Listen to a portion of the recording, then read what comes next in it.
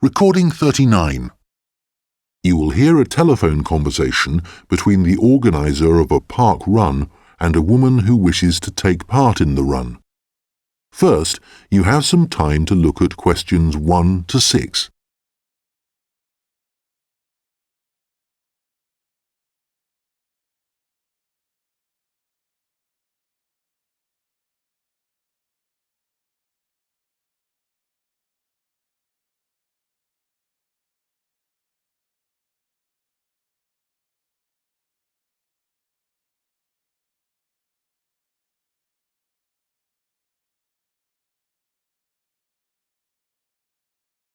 Good morning, Dave Smith speaking. Hi, could I speak to the organiser of the Preston Park Run? Yes, that's me. Great. I was talking to some friends of mine about the run, and they suggested I contact you to get some more details. Sure. What would you like to know?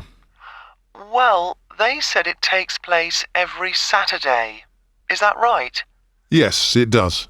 Okay, great. Do you know where the park is?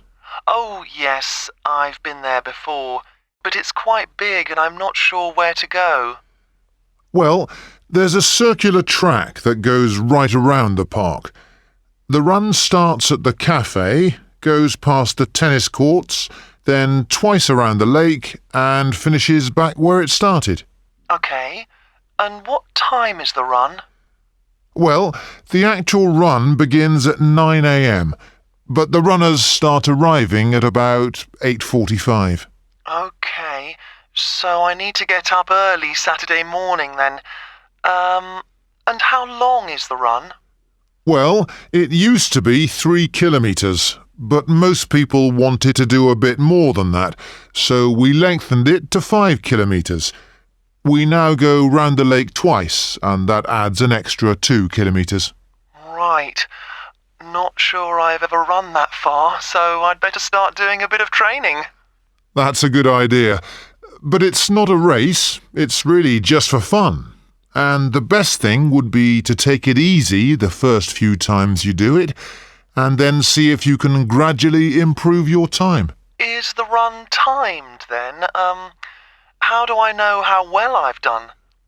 When you cross the finish line, you'll be given a barcode, and you take this to one of the run volunteers who will scan it. Then you can get your time online when you go home. Oh, I see. You collect all the results. Exactly. I see. That's great. So, how do I register? Well, there are several ways. I could take your details over the phone, but it's much easier if you do it using the website. Okay, good. I think that's probably all I need to know for now. Oh yes, does it cost anything to register, or do you collect money each week? Well, it doesn't cost anything to register, but we do charge for the run. In fact, we have just increased the charge to £1.50. It used to be £1, but because we were making a bit of a loss, we have had to increase it by 50p. Okay, thanks. I think I have enough information on taking part in the run. Before you hear the rest of the conversation, you will have some time to look at the questions 7 to 10.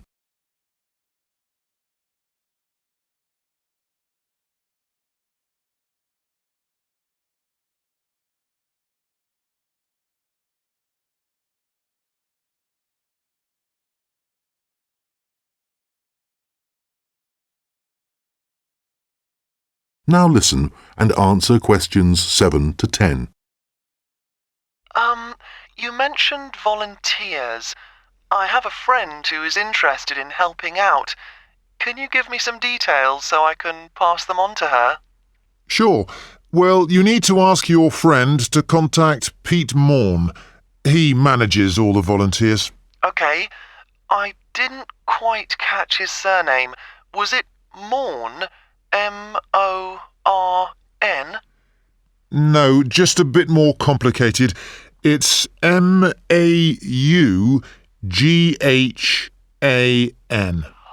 Right, thanks. And could you give me his phone number? Yes, just a moment. It's here somewhere. Let me just find it. Ah, I've two numbers for him. I think the one that begins 01273 is an old one. So use this one. It's 01444 73290. Okay, got that. Can you tell me anything about the volunteering?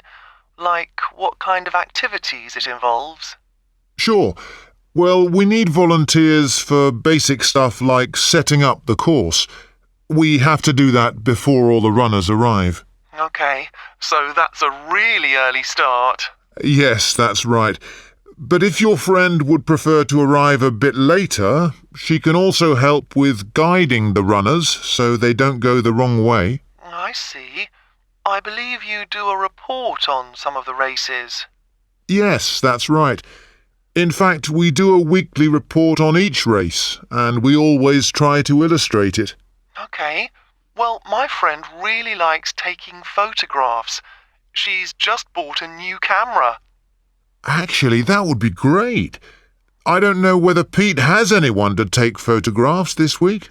Oh, I'll let her know. OK, good.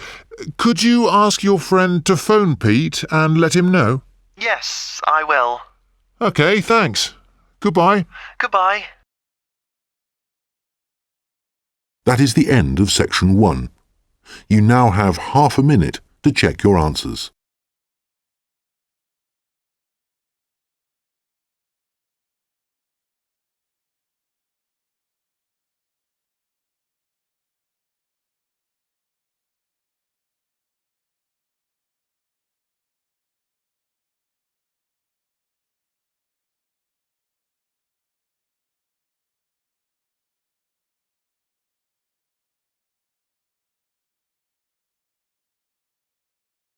Now turn to section 2. Recording 40. You will hear a recorded message about a bus tour. First, you have some time to look at questions 11 to 14.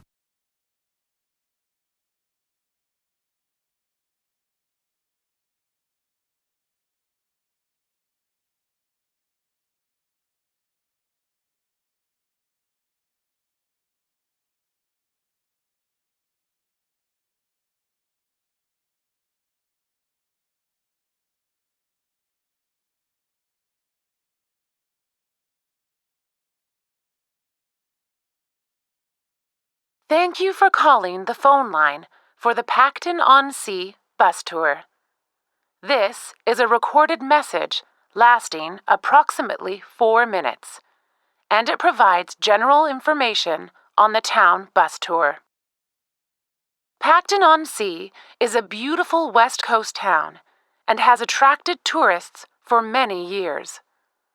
One of the best ways of getting to know the town is to take the bus tour, which provides a wonderful viewing experience from one of our open-top buses. The tour is a round trip of the town, and there are a total of 4 stops where passengers can get on and off the bus.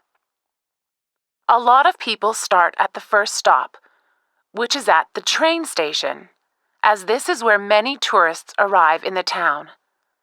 The next stop after the station is the aquarium, which is famous for its dolphin show, and which has recently expanded to include sharks. This is well worth a visit and is very reasonably priced.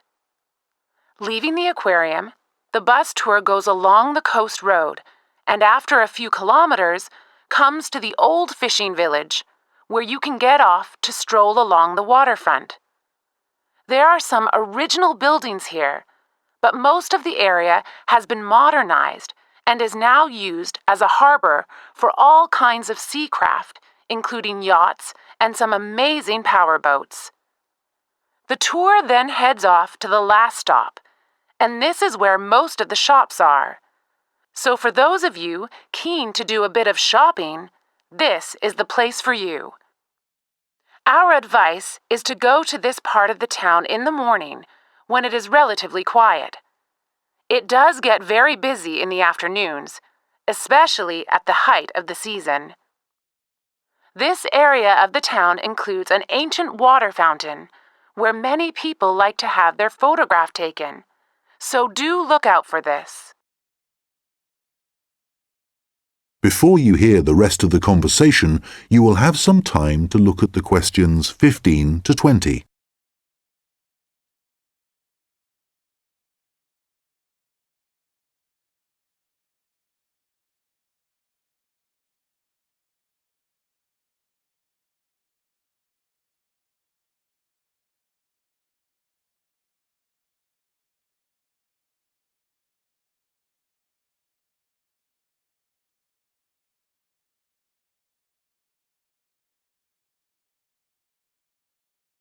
Now listen and answer questions 15 to 20.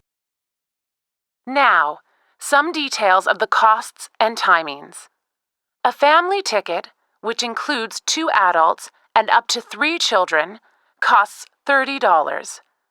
An adult ticket costs $15. Children under the age of 15 are $5, and student tickets are $10, as long as you have a student card. All tickets are valid for 24 hours, which means that you can get on and off the bus as many times as you like within a 24-hour period.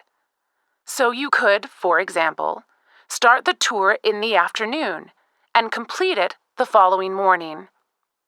The first bus of the day leaves the station at 10 a.m., and the last one of the day leaves at 6 p.m.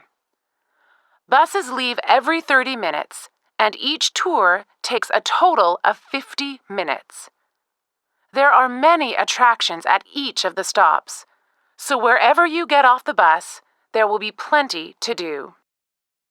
The bus tour tickets do not include entrance to any of these attractions apart from the museum, which is located near the aquarium. Some buses have local guides who will point out places of interest and will provide information on the town. However, we cannot guarantee that every bus will have a guide, and so we also have an audio commentary that has been specially recorded for the bus tour by the tourist office. Headphones are available on the bus, and these are easy to operate. There is no extra charge for these. Just plug in, select the required language, and adjust the volume. Due to the winter months being rather cold and wet in Pacton-on-Sea, the bus tours only operate from March to September. The weather is usually warm and sunny during these months, so remember to bring some sun protection, especially on hot days. And of course, it does occasionally rain here in the summer, so if the weather looks bad, remember to bring some rainwear. The bus tours are available no matter what the weather. At the height of the summer, the tours can get very busy, so you are advised to book. You can book tickets online, over the phone, and also at the station, and at any of the other tour stops. When booking over the phone, you can collect your tickets at any of the stops at the start of your tour. When you do it online, you can print your e-ticket, which you must remember to bring with you. Thank you for calling the Pacton-on-Sea phone line, and we look forward to seeing you soon on one of our tour buses. That is the end of section 2. You now have half a minute to check your answers.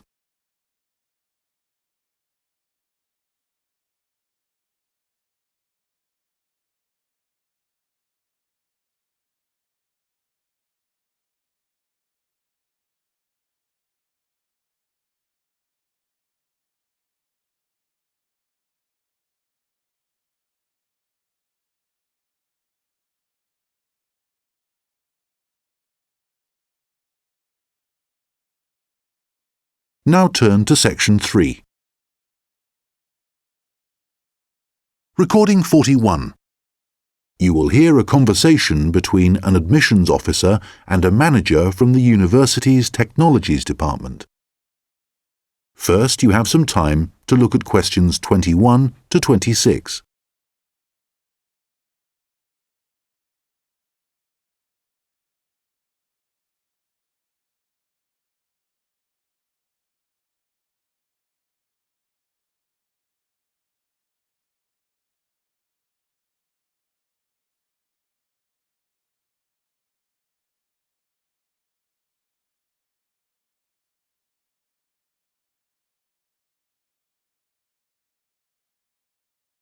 Hello, I'm Randy Agotra from the Technologies Department. Ah, yes, good. I'm Dave Hadley. Thanks for coming to see me. That's okay. I believe you want us to do some work for you. Yes, that's right. I'm responsible for student admissions to the college, and I use a computer system to help process student enrolments and to do the timetabling. But it really doesn't suit the way we work these days. It's over 10 years old, and although it was fine when it was first introduced, it's just not good enough now. Okay, what problems are you experiencing?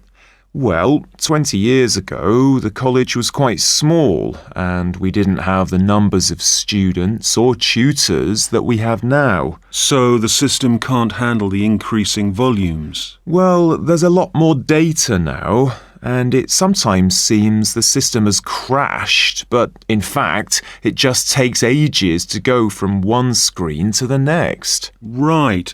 Is that the only problem? Well, that's the main one, but there are others.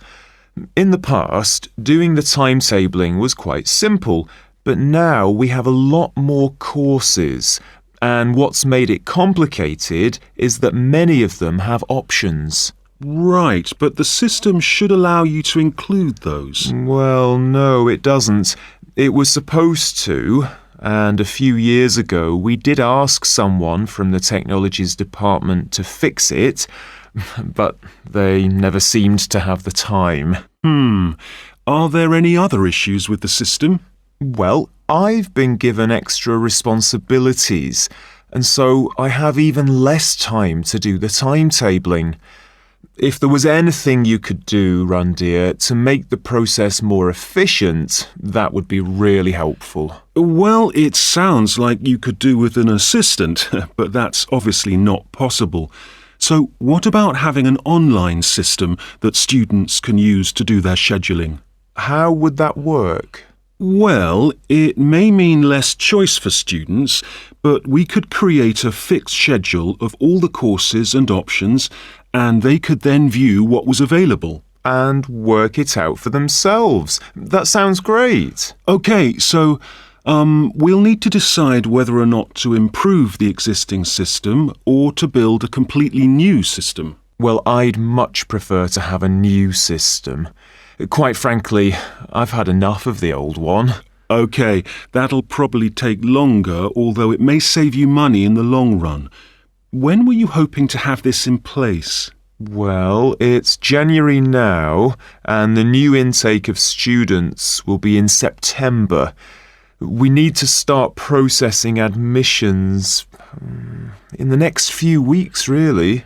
Well, it will take more than a few weeks, I'm afraid. As an initial estimate, I think we'll be looking at April or May to improve the existing system, but for a new system, it would take at least 9 months. That would be October at the earliest.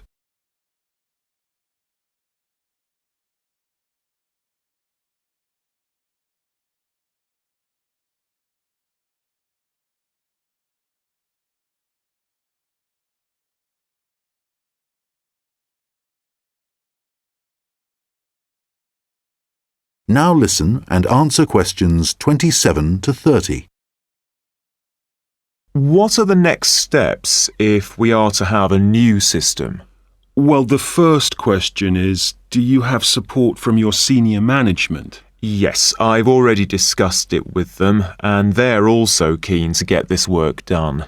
Okay, because I was going to say that's the first thing you need to do, and without that we can't go ahead. Yes, I've done that. That's good.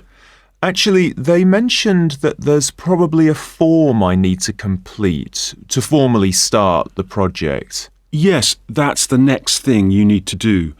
I'll send you an email with a link so you can fill it in online. It's called a project request form. OK, great. And then what happens? Well, I have a list of things, but I think the third thing you should do is see Samir. He's our analyst who will look at the system and identify what needs to be done. OK, can you send me his contact details and I'll set up a meeting with him? OK, that's good. So we should soon be able to get a team together to start the work. Some members of our team work in different locations, so it's not easy to have face-to-face meetings. That's OK. I'm used to having conference calls, providing they're not late at night. Right, so I'll send you details of the team, and if you could set up a call, that would be great. OK, I'll do that. Thanks. That is the end of section 3. You now have half a minute to check your answers.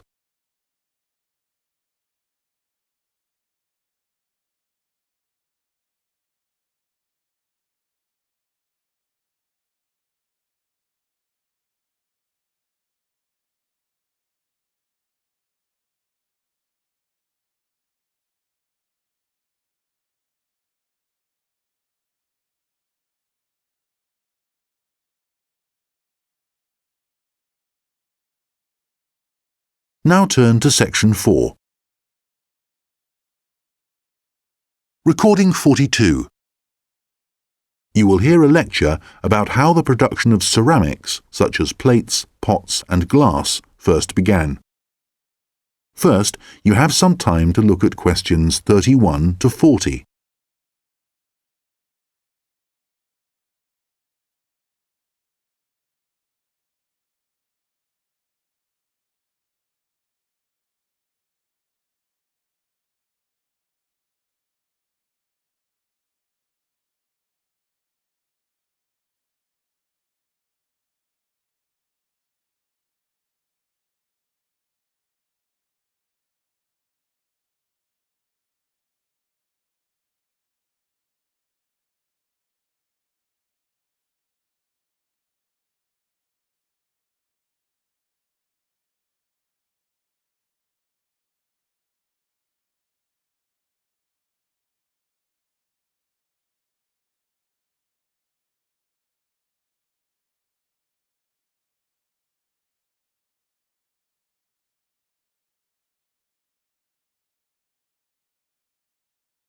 Now listen carefully and answer questions 31 to 40.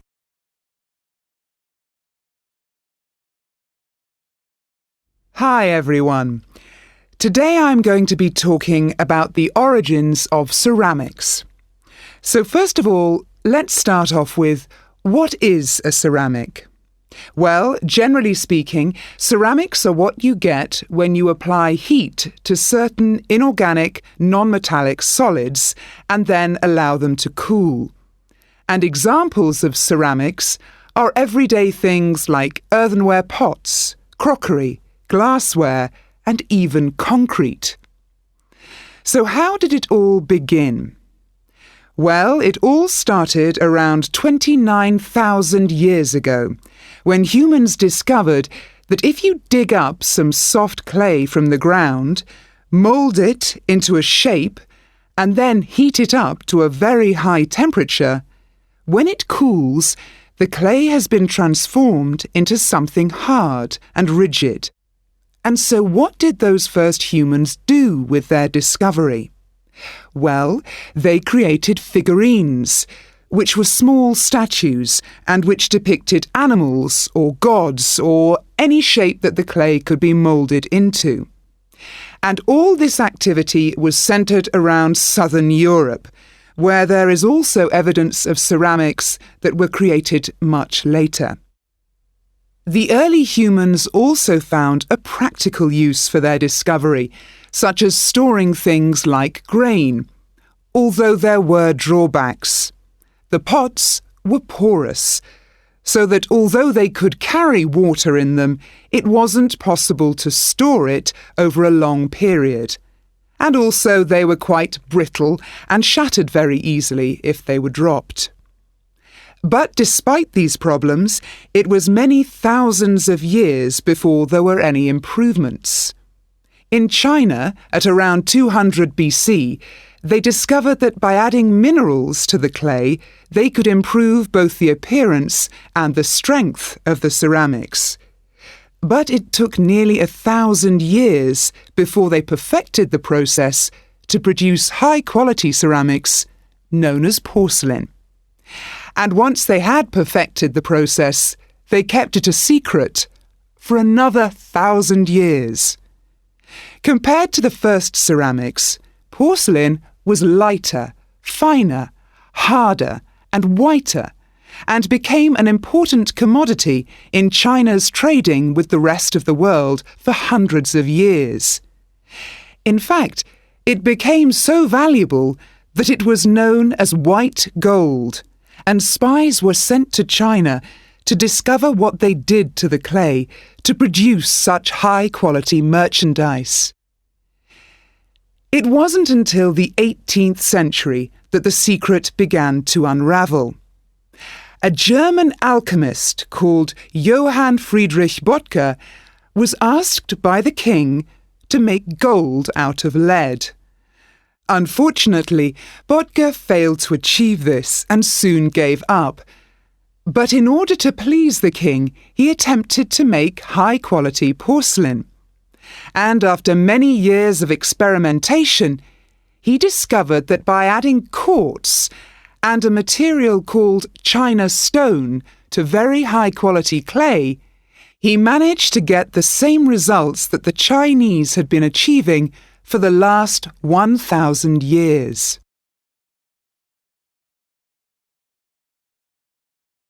We'll now look at another ceramic which is made from mixing sand with minerals and heating to over 600 degrees Celsius. When this mixture cools, the result is, of course, glass. The main difference between ceramics made from clay and glass is that clay is made up of crystalline plates which become locked together in the cooling process, whereas glass cools too quickly for crystals to form. Apart from that, the process of heating up naturally occurring materials to transform them is the same. The origins of glass date back to 3500 BC, but it wasn't until the Roman Empire, 2,000 years ago, that the art of glass blowing and the practical uses of glass became more widespread. One of the more innovative uses was to use it in windows, as up until then they had just been holes in walls. It must have been very drafty in those days. The Romans were also responsible for inventing concrete, and although the origins are uncertain, experts think that this is largely due to the high level of volcanic activity in the area. The Romans observed that when volcanic ash mixes with water and then cools, it gets extremely hard and almost impossible to break up. The chemical reaction that follows is very complex and continues for many years, and the concrete just keeps getting harder. Evidence of this are the numerous Roman remains that are still standing, many of which are almost completely intact. One of the most important facts about concrete for the Romans was that it can be created underwater. As the Roman Empire grew, the Romans needed to take control of the seas, and for this they needed to build harbours capable of holding a fleet of ships. Pouring concrete mixture into the sea immediately started the hardening process, and rather than just dissolving in the mass of water, the substance was tough and long-lasting. This strange characteristic of concrete made a significant contribution to the success of the Roman Empire.